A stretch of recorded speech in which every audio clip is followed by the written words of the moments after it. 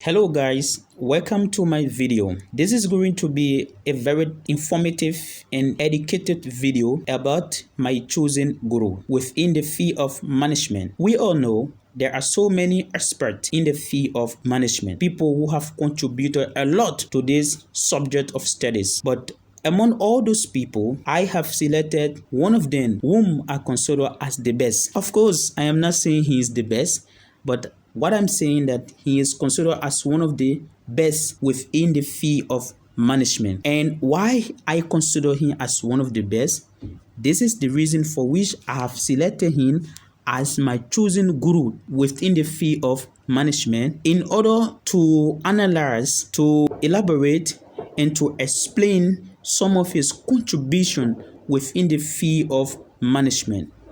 Before we go further, I would like to start this video with a very brief introduction of him, starting with his name. So, my chosen guru is Fredrick W. Taylor. This is his full name. And he was born specifically on March 20, 1856 in Germantown, Philadelphia. He was born into a wealthy family. He lived from 1856 to 1915. That was a very long time ago. How can we, in this time and in this age, still discuss someone who was born in 1856? This is because, although he was born ever since, way back, but his contribution to the field of study, which is management, are absolutely important to our extent until today. His contribution are helping us a lot. So this is why we have to still talk about him.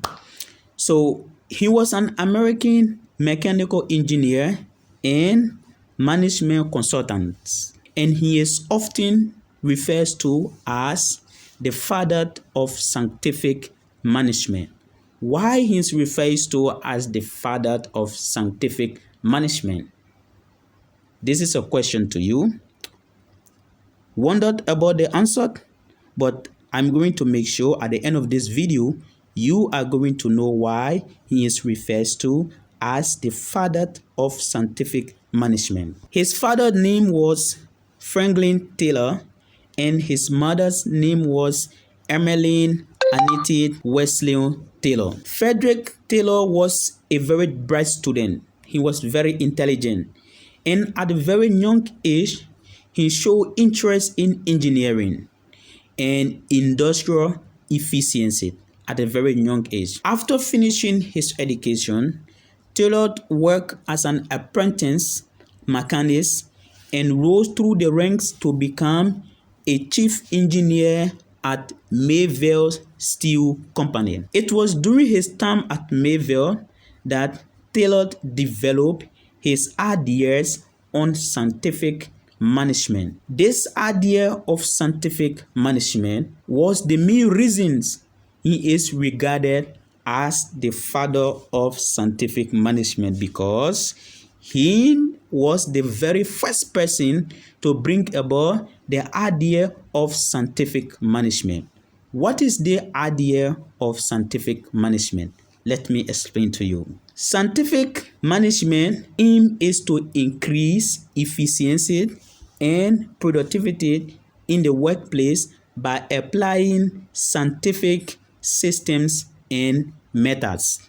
So, prior to the idea of scientific management, there were other knowledge, skills, and ideas that were being used in order to ensure workplace efficiency and productivity.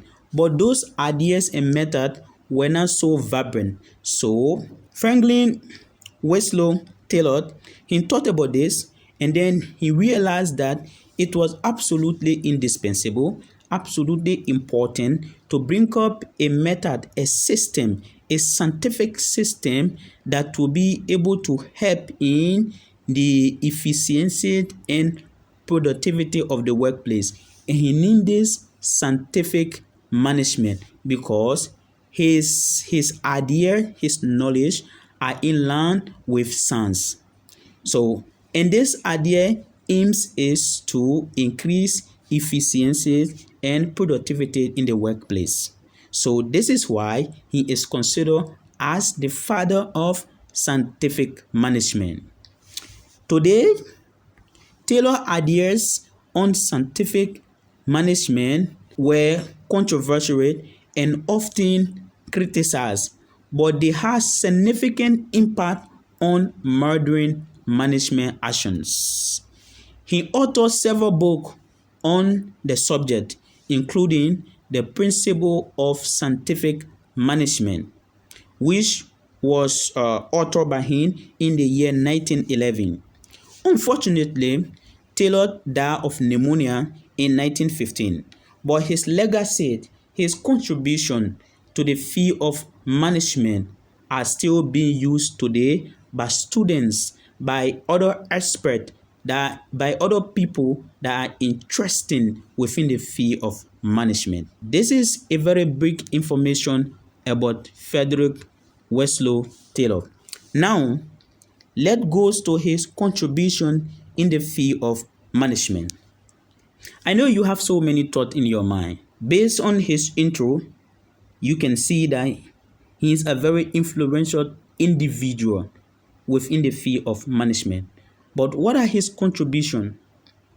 Taylor, his contribution in the field of management are very indispensable, are very important. Let me drive you through. Fredrick W. Taylor is widely known as the father of scientific management, and he has made significant contribution to the field of management. His ideas and his method transformed the way work was organized and managed in early 20th century, and his knowledge, his ideas has influenced greatly modern management systems. What are some of his contributions? Contribution number one is scientific management. Taylor developed the system of scientific management, which emphasized the use of scientific systems to increase productivity and efficiency in the workplace. His method involved breaking down tasks into smaller and simpler components, analyzing them, and then redesigning them to be more efficient. From scientific management, another major contribution of Wesley Taylor within the field of management is time and motion studies. Taylor used time and motion studies to analyze and improve work system, which involve breaking down tasks into smaller components and measuring the tasks and evaluating the time taken to complete each component. This leads to the development of standardized work method, reducing variability and increasing efficiencies. Another major contribution of Wesley Taylor in the field of management is training and development. Taylor believed that workers needed to be trained to perform their job efficiently and effectively. Based on this, he developed training to teach employees or workers the best system for doing their tasks, which can be able to lead them to productivities. Another major contribution of Mr. Wesley Taylor in the field of management is incentive system. Taylor advocated for the use of incentive system to help motivate workers and improve productivity. He believed that workers should be paid according to their level of productivity, and in order to ensure this, there should be a system to evaluate worker outputs. So based on this, he developed a system for measuring and rewarding performance. And this system became known as the incentive system. All of these contributions I attributed to Fredrick W. And these contributions are very tremendous, are very important in the field of management. Overall, Taylor's contribution to the field of management revolutionized the way work was organized and managed, and it laid the foundation for modern management actions or system. This video is very educative, but now you have learned a lot of information about the father of scientific management, whom is Mr. Fredrick W. So if you like this video, comment and share so that others can gain the knowledge that you have also gained. Thank you, and see you in another video.